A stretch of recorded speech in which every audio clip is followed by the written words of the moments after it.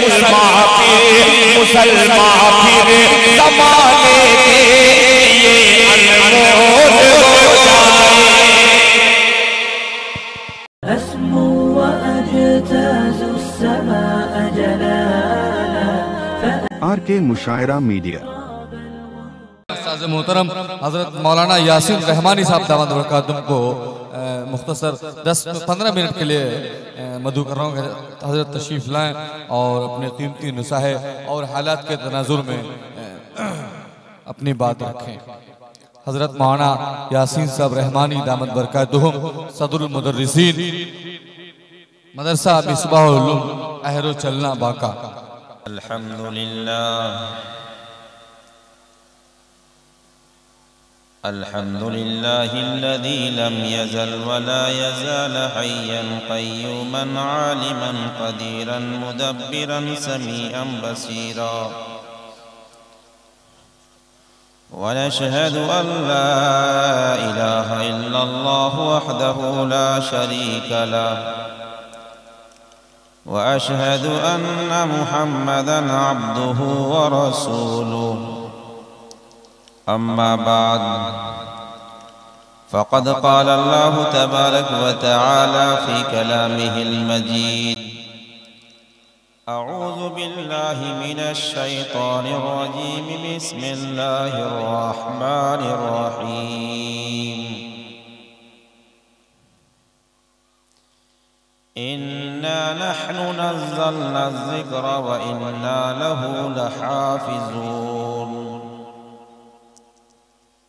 वक़ाल नबी सल्लल्लाहु तआला अलैहि वसल्लम मन युरिदिल्लाहु बिही खैरन युफ़क़्क़िहु फ़िद्दीन औ कमा क़ाल अलैहि सलातु वस्सलाम।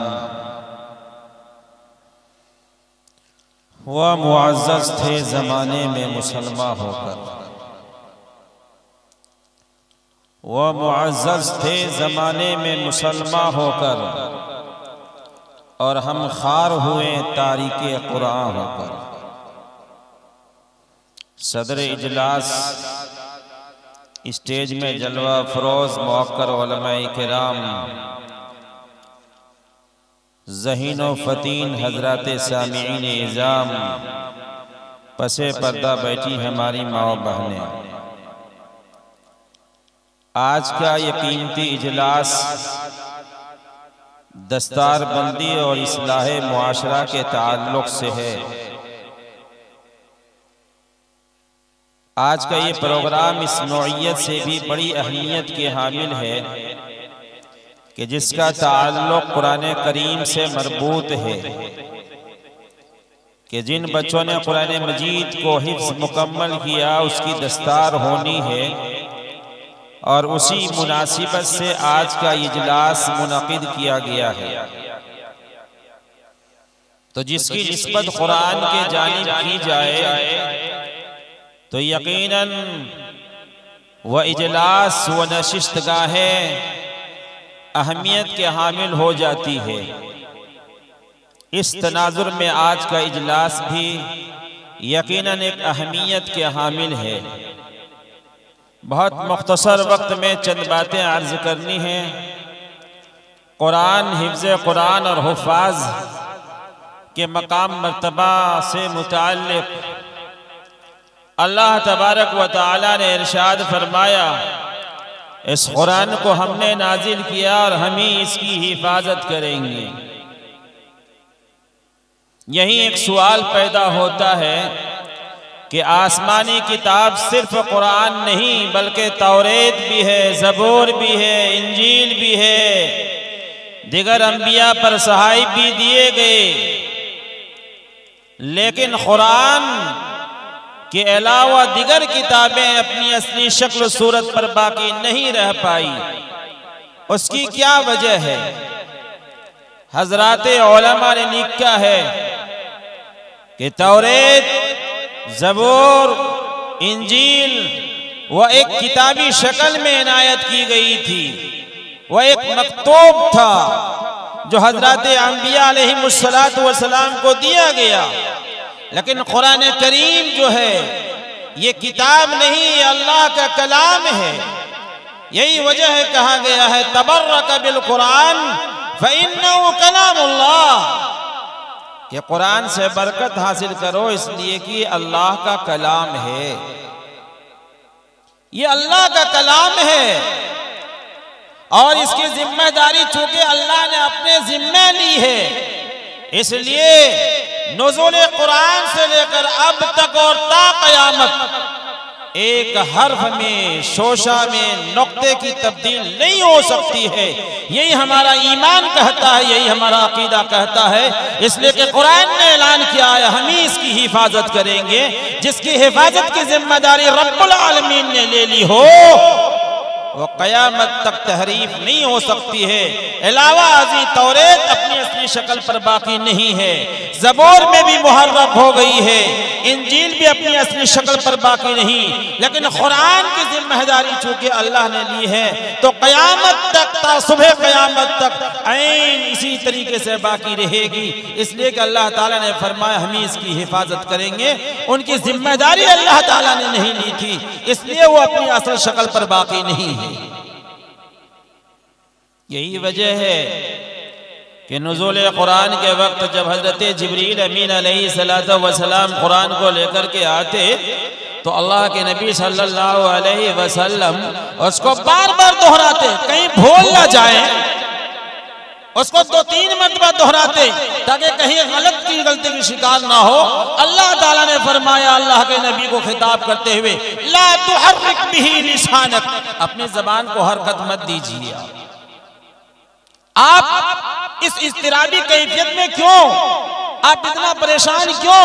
एक मरतबा मैं कह रहा हूं, उस पर बार बार आपकी जबानें चल रही हैं। ला तुहर्रिक बिही लिसानक, अपनी जबान को हरकत ना दीजिए। इन्ना अलैना जमा, ये मेरी जिम्मेदारी है उसको जमा करना, मेरी जिम्मेदारी उसको पढ़वाना।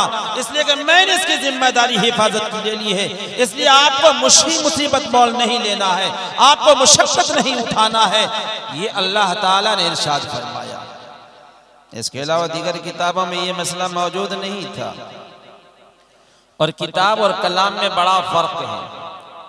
पहले जमाने में खत लिखा जाता था, लोग खत से और मकतूब से पैगाम की आगाही तो हो जाती थी कि क्या कहना चाहता है, लेकिन वही आज के जरिए में जो बजरिए फोन गुफ्तगू होती है तो जहां पैगाम की हकीकतें वाज़ेह होती है, आगे वाले जो कहना चाहता है उससे जो जानकारी मिलती है, वही कहने वाले के अंदाजे बयां, उसकी गर्म जोशी, उसकी लबो लहजे का भी पता चलता है। इसलिए मकतूब अलग चीज है और बराए रास्त गुफ्तगू करना, बात करना ये अलग चीज है, दोनों में फर्क है। यही वजह है कि कुरान मजीद किताब की शक्ल में नहीं, अल्लाह ताला का कलाम है जो अल्लाह के नबी सल्लल्लाहु अलैहि वसल्लम पर नाजिल किया गया। यही वजह है कि जब वही का नुज़ूल होता था तो पहले से एक बिजली, एक बादल गरजने की तरह और घंटी बजने की तरह आवाज आया करती थी और अल्लाह के नबी सल्लल्लाहु अलैहि वसल्लम पसीने से शराबोर हो जाया करते थे।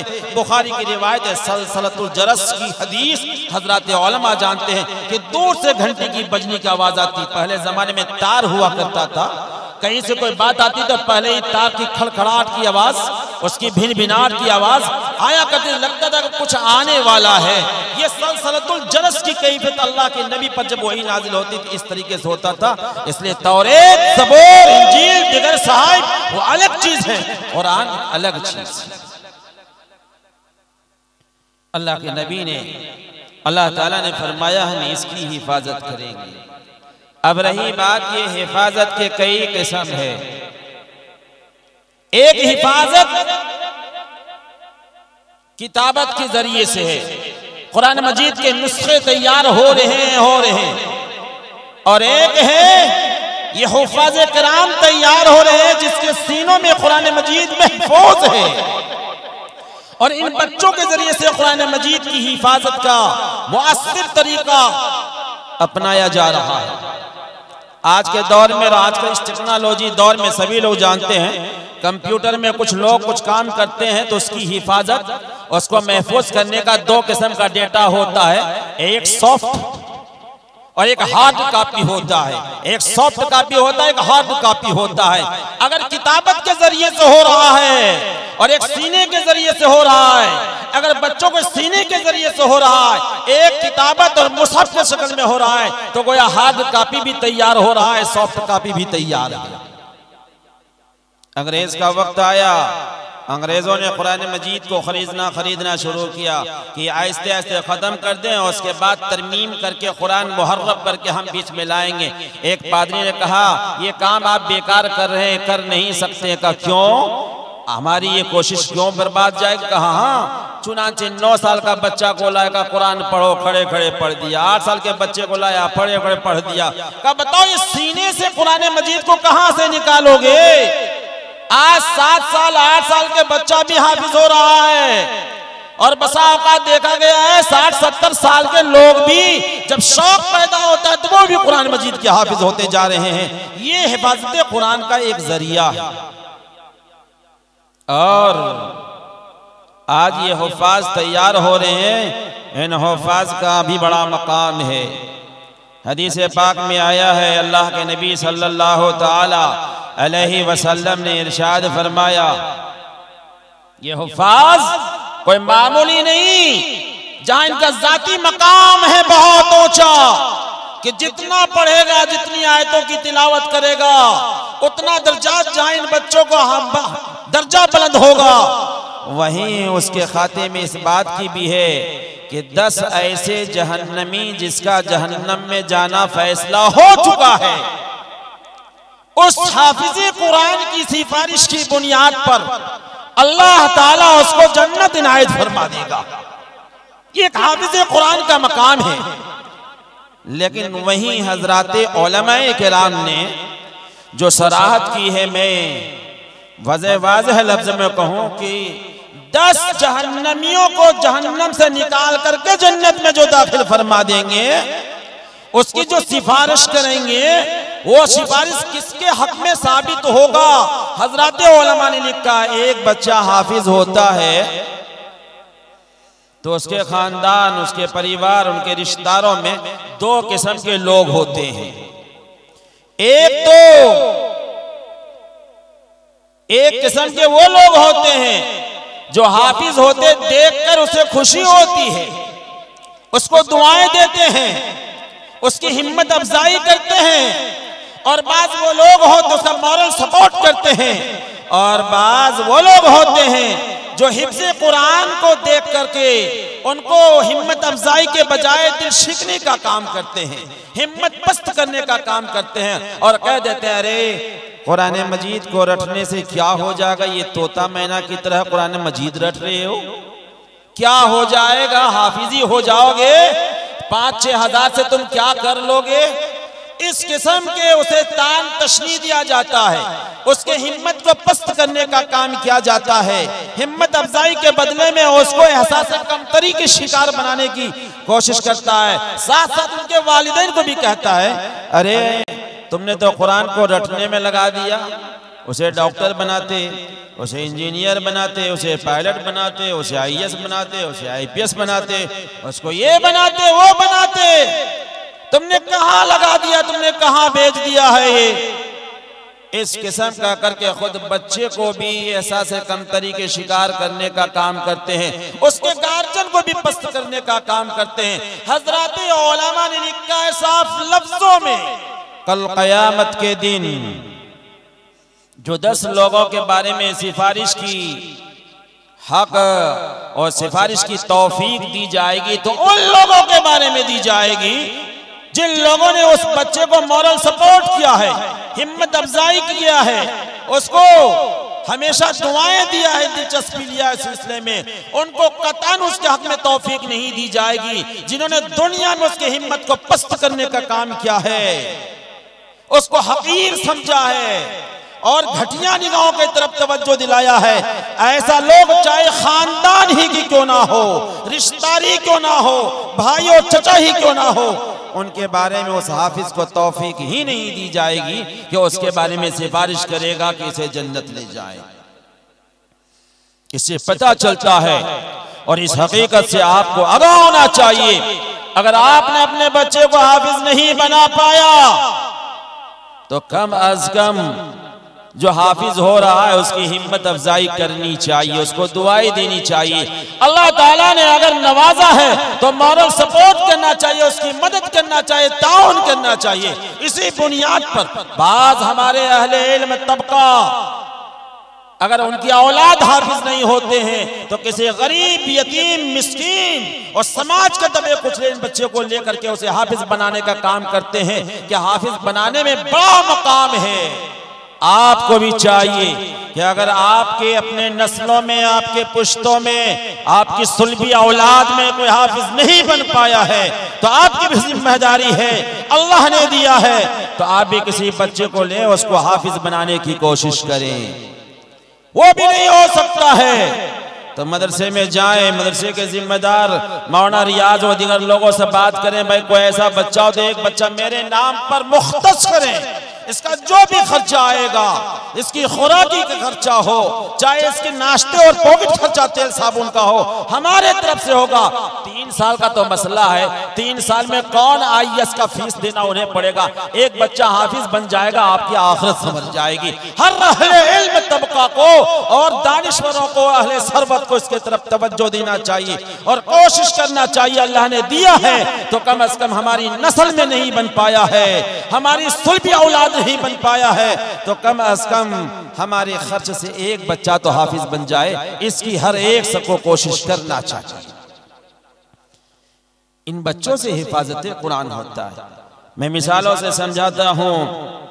एक बादशाह होता है बरसरे ममलकत, और जब हुकूमत में हलफ लेता है तो बसा औकात कहता है कि मैं उस मुल्क की हिफाजत मैं करूंगा, तो उसका यह कतन मतलब नहीं होता। अहले दानिश्वर समझते हैं कि इसने मुल्क की हिफाजत, सरहदों की हिफाजत की जिम्मेदारी ले लिया कि कोई दूसरा मुल्क हमारी सरहदों को पार नहीं करेगा, तो कतन ये मतलब नहीं होता है कि हथियार लेकर के सरहदी इलाके में खुद वो बादशाह, वो PM CM खड़ा हो जाए। ऐसा नहीं होता है। होता क्या है, ऐसे चुनिंदा लोगों को चुनता है जिसकी पर्सनैलिटी अच्छी हो, जो क्वालिटी में अच्छा हो, जो मुस्तैद हो, जिसके बैकग्राउंड अच्छा हो, ऐसे लोगों को चुनता है, अच्छी तनख्वाहें देता है और उसके जरिए से सरहदों की हिफाजत का काम करता है और फिर निस्बत अपने जानिब करता है, देखो हमने सरहदों की हिफाजत किया है। ऐसे ही अल्लाह ताला ने फरमाया कुरान तो हमने नाजिल किया है लेकिन इसकी हिफाजत भी हम करेंगे। और उसका एक जरिया ये भी है, अल्लाह ताला बच्चों को तौफीक देता है हिफ्ज़ कुरान की। आज इस समाज में बहुत सारे बच्चे, सब बच्चा हाफिज नहीं, कुछ बच्चों को तौफीक दिया, उनके गार्जियन को तौफीक दिया कि ये बच्चा हाफिज बने, उस बच्चे को तौफीक देता है कि तुम हिफ्ज करो और उस कुरान मजीद को अपने सीनों में महफूज कर लेता है और उस चुनिंदा मुंतखब बच्चों के जरिए से रब्बे ज़ुल जलाल कुरान की हिफाजत का काम करता है। ये बड़े चुनिंदा, बड़े मुतबर्रक बच्चे हैं। इस बच्चों को अजमत की निगाहों से देखना चाहिए दोस्तों, इन बच्चों की कद्र करनी चाहिए दोस्तों। आज हम इन बच्चों की कद्र नहीं करते हैं। हिफ्ज़े कुरान का बड़ा मकाम है, जो लोग इसके मकाम अहमियत को समझते हैं आज भी अहमियत की निगाहों से देखते हैं। अभी आपने सोशल मीडिया में एक व्हाट्सएप आया था, एक बच्चा हाफिज बना तो उसके वालिदैन ने उस हाफिज को, जिसको उस्ताद को 11 लाख रुपया दिया। आप लोग को तकरीबन आ गया होगा मोबाइल में, 11 लाख रुपया दिया। उसे पता था कि अजीम दौलत से हमारे बेटे को सरफराज कर दिया है, ये 11 लाख की कोई हकीकत नहीं है जो मैं दे रहा हूं, और 11 लाख दे दिया। मैं तो यहां से आगे बढ़ के कहता हूं, हजरत इमाम अबू हनीफा रहमतुल्लाह अलैह के बच्चे जब हाफिज बने तो 100 दिरहम उनके उस्ताद को दिया। उसके उस्ताद आए हजरत इमाम अबू हनीफा के पास कि हजरत ये 100 दिनार इतनी बड़ी रकम, इतना बड़ा इनाम। उन्होंने हजरत इमाम अबू हनीफा ने कहा कि जाओ दोबारा कल से पढ़ाने नहीं आना। समझा क्यों? इसलिए हिफ्ज़े कुरान के मुकाबले में इस 100 दिरहम को तुम कहते हो इतना बड़ा इनाम, इतनी बड़ी इनायत, गोया कि तुमने कुरान की दौलत को हकीर समझा, कुरान की अजमत को तुम हकीर समझ रहे हो। ये है बात। इसलिए मैं गुजारिश करूंगा इस मुख्तसर से वक्तों में नाज़िम इजलास की बहरहाल उनका देखना ही इशारा होता है। मैं याद आपसे करूं इसकी कद्र अहमियत समझें, इन मदारिस की अजमत के निगाहों से देखें। एक तो दुश्मनाने इस्लाम इन मदारिस को खत्म करने की कोशिश कर रहे हैं, उसकी नापाक इरादा यही है ये मदारिस खत्म हो जाएंगे, कुरान का पढ़ना पढ़ाना खत्म हो जाएगा, तब आहिस्ता आहिस्ता अपनी नापाक चाल में हम कामयाब हो जाएंगे।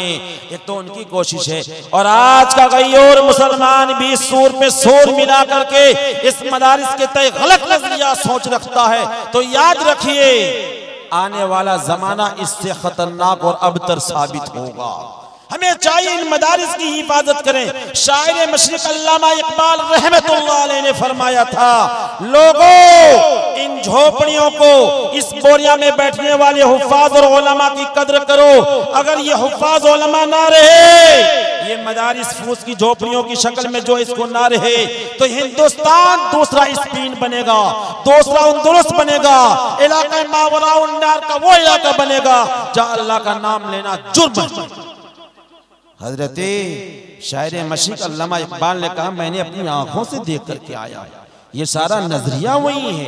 कौन नहीं जानता है बुखारा समरकंद को, कौन नहीं जानता है मरगिनान शहर को। जिस मस्जिद में मरगिनान की मस्जिद में साहिब हिदाया ने हिदाया लिखी, फिके हनफी की सबसे मजबूत किताब है, वो अस्तबल बना दिया गया, वो अल्लाह का नाम लेना जुर्म करार दिया जा रहा है। मुसलमानों गनीमत समझो, आज भी अगर हम आजादी के दौर में इसकी अहमियत को ना समझें तो अल्लाह ताला ऐसे हालात पैदा कर देगा कि हम करना भी चाहेंगे तो कर नहीं पाएंगे। हमारे साथ मिसाल उस इलाका मावराउन नार का है, उस जमाने खुरासान, बुखारा, समरकंद, बड़ा बड़ा वो इलाका जो इल्म और फजल का वो मरकज रहा है, आज अल्लाह का नाम लेना जुर्म हो रहा है। आज भी आजादी के दौर में हम नहीं करेंगे, अल्लाह ताला हालात ऐसा पैदा कर देगा कि फिर हम करना भी चाहेंगे तो कर नहीं पाएंगे। आपने कोरोना काल में देख लिया, जो नमाज कभी नहीं पढ़ते थे, जब मस्जिद की पाबंदी आई तो वो भी लड़ाई करना शुरू कर दिया, मस्जिद में हम नमाज नहीं पढ़ेंगे, मस्जिद खरीदा हुआ इसी सदन मुदर्रिस की है क्या, हम क्यों नहीं जाएंगे। आजादी के दौर में नहीं, लेकिन जब मना हो गया सैकड़ों लोग लड़ाई करने आ गए, आप ही मस्जिद में पढ़ेंगे, हम लोग नहीं। मुसलमानों हालात बदलने में कोई वक्त नहीं लगता है, हालात चेंज हो सकता है, गौर करें आप और इन मदारिस की भी हिफाजत करें और मदारिस के पढ़ने वाले तलबा और पढ़ने वाले असातिज़ा की भी अहमियत समझें। आपने अगर इसकी अहमियत नहीं दिया तो याद रखिए अल्लाह ताला किसी कौम को बुलंद भी करता है तो इसी कुरान से, और किसी को पस्त भी करेगा तो इसी कुरान के जरिए से करेगा। इसलिए शायर ने कहा, वो मुअज़्ज़ज़ थे जमाने में मुसलमान होकर, आज हम खार हुए तारिक कुरान बनकर। आज कुरान पर हमारा अमल नहीं है। एक जमाना था फजर के बाद गलियों में जाते तो कुरान की आवाजें आती थी तिलावत की। आज गलियों में आप घूमिए फजर के बाद, नाच की तो आएगी, गानों की तो आएगी, कॉमेडियों की तो आएगी, मोबाइल की तो आएगी, लेकिन कुरान की तिलावत की आवाज शायद बायद आएगी। आज ये हकीकत है जो मैं बता रहा हूँ। आज मुसीबतें ऐसे नहीं आ रही, आज ऐसे हालात पैदा और करवट ऐसे नहीं ले रहा है, हमारा रिश्ता कुरान से खत्म हो गया है। हजरत मौलाना अतान साहब ने बहुत मिसालों से समझाया आपको, कुरान बस हो गया है। तावीज़ात के लिए या बीवी को बेटी को जब भेजे तो जहेज में भाई सब सामान हो गया, कुरान भी दे दो, इस सामान जहेज भी एक कुरान बन गया।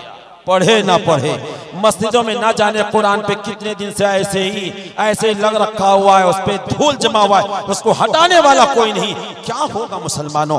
मैं हुफ्फाज़ इज़ाम से भी और आपसे भी दरखास्त करना चाहूंगा, हुफ्फाज़ से इसलिए कहना कहूंगा, अल्लाह ताला ने आपको कुरान की दौलत दिया है, आप पढ़ने का सिलसिला रखिए। इसलिए उलमा लिखा है कुरान जब पूरा हो जाता है तो फिर अल्हम्दुलिल्लाह, फिर अलिफ लाम और एक रुकू तक होता है, पता ही चला कुरान मुकम्मल नहीं हुआ, फिर शुरू पढ़ते रहो पढ़ते रहो। आप तरावी पढ़ते हैं तो कुरान इधर नास, नास के बाद फिर अलिफ लाम मीम करके एक रुकू, क्यों खत्म नहीं हुआ, इसको पढ़ते रहना है। और आप हज़रात से भी अर्ज़ कर रहा हूँ, कुरान से अपना रिश्ता को मजबूत करें, सही कुरान पढ़ने की कोशिश करें और कुरान से वालिहाना लगाव रखें। आज हम कुरान से अच्छा नहीं है। मौलाना ने कहा कि अच्छे कुरान कौन पढ़ने वाले हैं, इसलिए कि थोड़ा सा कुरान के माने बदल जाएगा। अल्हम्दु की जगह पे अल्हम्दु कहेंगे तो अल्लाह की शान में गुस्ताखी हो जाएगी। हम कहते हैं कुल हुवल्लाहु अहद, अल्लाह एक है कहिए। अगर हम कहेंगे कुल हुवल्लाहु अहद तो कहेंगे खाइए अल्लाह एक है, बहुत माने बदल जाएगा। और इल्म के लिए कोई वक्त नहीं है। उतलबुल इल्म हदल हद।